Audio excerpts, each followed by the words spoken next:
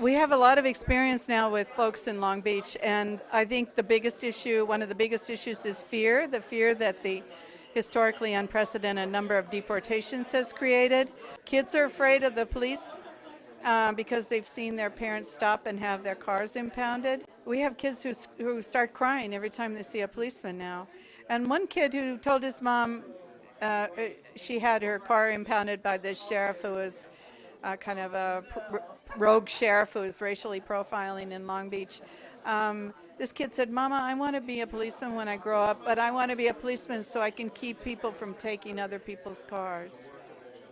We have quite a few undocumented students in Long Beach Unified who graduate and may not have the opportunity to go to college even though they have a 4.0 GPA.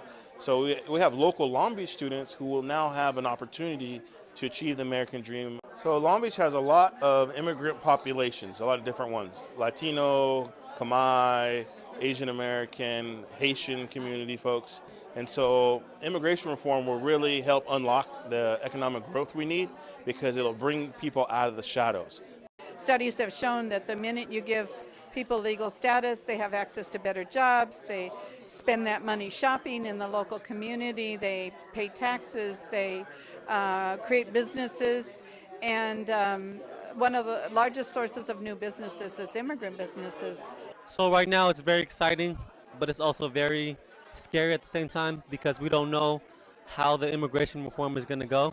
So we work with the Southeast Asian population in Long Beach. If there's less of an emphasis in the immigration reform around enforcement and patrolling, it can reduce that fear that families have of having their young folks be out there in the community, whether it be looking for jobs or going to school or things like that. So, and I think because Latinos represent such a huge population in the U.S. compared to those other communities in terms of immigrants, it's rightfully so that the focus is on Latinos, but I think there also should be some focus around those other communities that are coming to the U.S.